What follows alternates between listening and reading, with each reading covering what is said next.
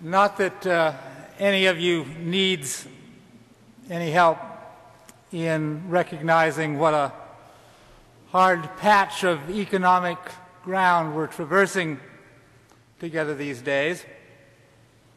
But this reality was brought home to me recently in a quirky yet illuminating way.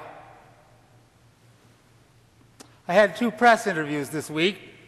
Nothing particularly quirky about that. Having conspicuously outlived myself, I've become a resident expert on death, armed with a quiver full of sound bites in response to such questions as, what is it like being almost dead? I actually enjoy these encounters. First, I'm happy to be on the other end of the line. And second, death is one of the last remaining taboos I keep in practice as your minister of public theology by breaking it. Well, here's the deal. The 2 journalists who called me this week didn't care a flying fig about my death. All they wanted to talk about was the economy. Here's what I found illuminating about these 2 long conversations. Though fashioned to hit a different target, my arrows served me equally well in discussing the economic crisis. How can we deal with anxiety, loss, or dread? Is there anything we can do to loosen fear's grip on our souls? When our world turns upside down, how do we clamber back onto our feet? How can we cope with a sudden, unexpected reversal of fortune? Can anything good come out of something so patently and palpably bad? If I'm not mistaken, the first time I shared with you the Chinese ideogram for the word crisis, it combines 2 word pictures, one representing danger, the other representing opportunity, was the night after 9/11. I remember that evening so clearly.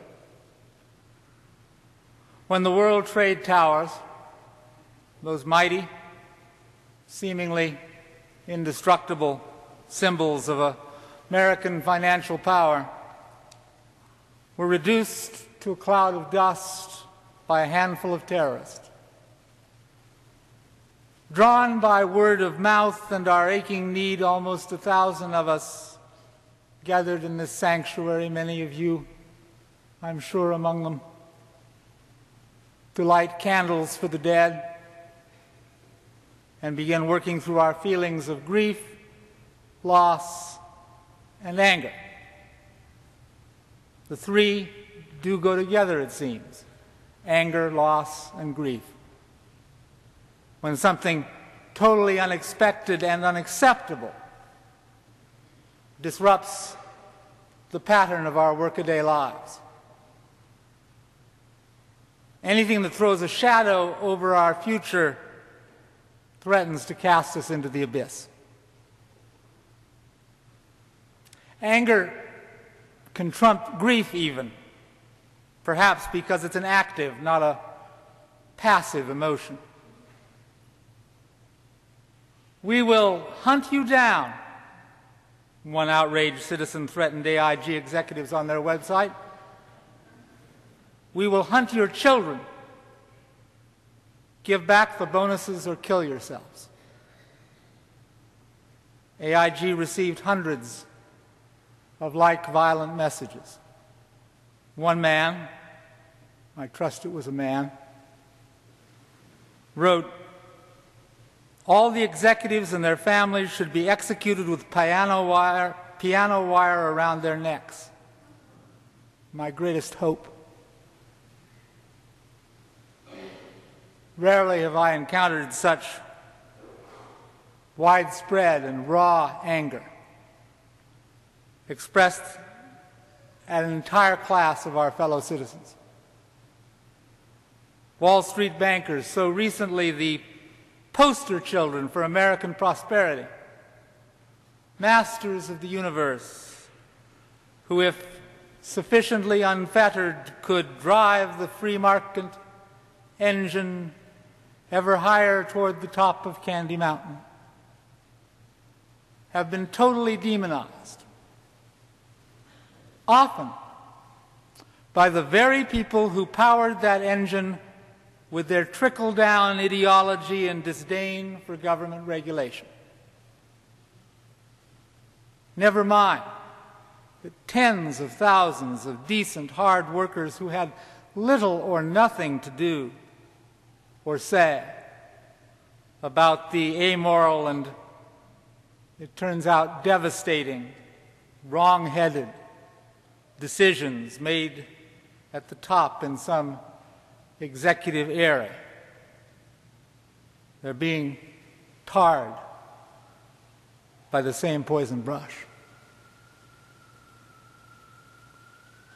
Ever since Adam blamed Eve and Eve blamed the serpent,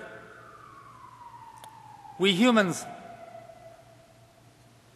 have been honing our finger-pointing skills. When the roof caves in, the need to blame others, even to reduce them to a subhuman state, is apparently bred in the human bone. In this case, the refusal to acknowledge how much all of us, have brought into the materialistic value system that our servants on Wall Street helped fashion. The refusal to share any responsibility for the house of cards we cheered as it was being built, and now damn as an act of corporate greed as it comes crashing down, epitomizes the buck stops elsewhere attitude that festers in the marrow of what might still best be called original sin. Martin Luther put it this way: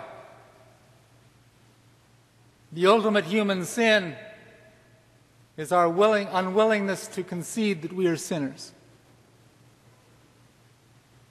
And the clear-eyed Christian realist Reinhold Niebuhr described our penchant for judging ourselves innocent and good because our enemies are evil as the secret of the relationship between cruelty and self-righteousness. Mind you, I carry no truck for a system that is still, as we learned yesterday, paying partners $39 million bribes in exchange for not selling any more than 10% of their stock over the next 3 years so as not to disturb the stock price. One good thing that will come of this crisis, I expect, though it should be inspired by common sense and a regard for the common weal, not by a lust for vengeance,